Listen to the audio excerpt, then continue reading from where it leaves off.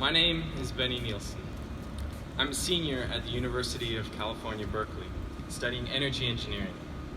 I was born to a Turkish humanitarian mother and a Danish engineer father, and raised around the world, but with a special place in my heart for California.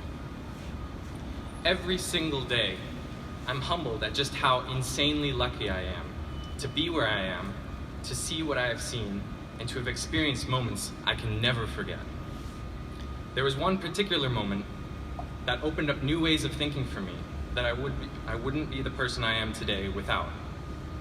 Freshman year of high school, I was given an ultimatum: either stay in Iowa and attend a boarding school, or follow my mother to live in the southeast of Turkey for a semester. You can guess which option I chose. So at the boarding school, no, I'm kidding. I attended a small international school in Gaziantep, Turkey, near the border of Syria. During this time, I was traveling and learning as much as I could about my motherland as possible. What I didn't expect to learn were the lessons that came with seeing something so few people get to see in their life.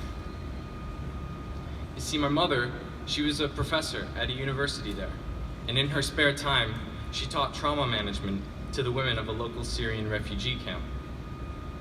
Who was allowed to enter this camp was very restricted. No outsiders were allowed. I was able to get permission because of my mother, and what I saw and heard there changed me from that day.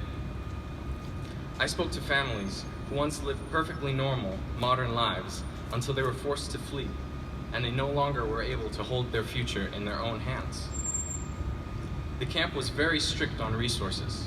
They weren't even allowed fans because it consumed too much electricity. Imagine living in a tent in the desert without so much as a fan to keep cool.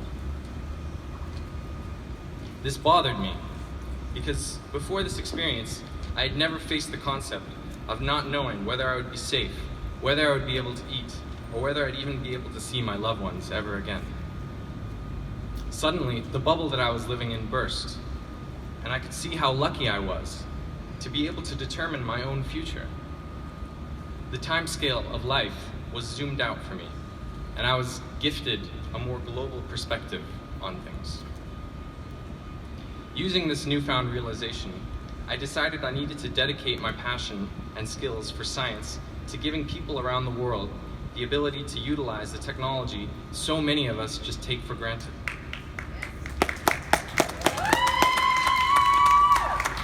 I also wanted to make sure that they had peace of mind that the energy and resources that they are using were sustainable and can never be taken away from them, as is the start of so many conflicts around the world in the trade of scarce resources and fossil fuels.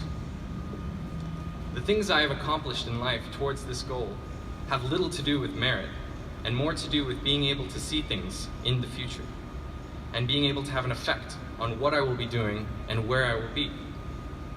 For example, high school, after this point, was no longer a day-to-day thing, but a ticking clock to the day when my worthiness would be tested for which university I could go to, which would basically determine my life after college. Planning ahead has given me so much of an advantage in life. It's a universal truth that zooming out to the bigger picture can allow so much more good to be done in the world.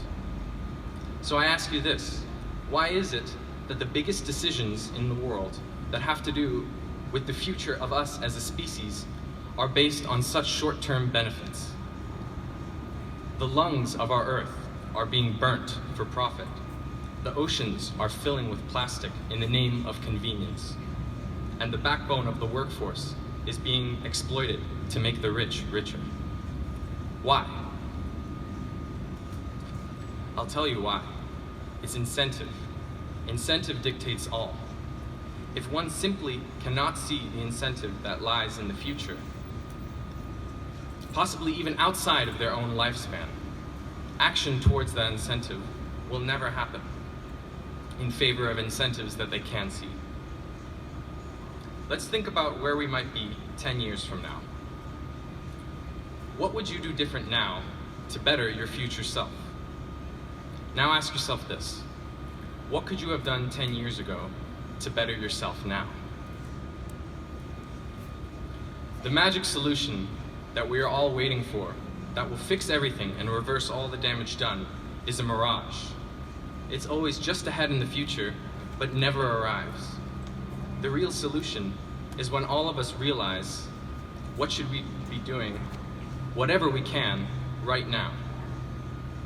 Think about the things you've been meaning to do or start to better yourself in the environment, but haven't yet. I know each and every one of you has at least one thing. What is stopping you? The small steps taken with the goal of a better future far outweigh the leaps in progress that take so long to come to fruition. Reducing plastic use, composting, taking public transportation, going vegan, volunteering to help the disadvantaged, these are all just examples. But only you know what you can do, and only you can make the decision to do so. We are so lucky to be able to take our future into our own hands and determine where we will be, and we shouldn't waste such a privilege. I'll leave you with this. If we do not take our future as a species into our own hands, then who will? Thank you. Yeah, baby!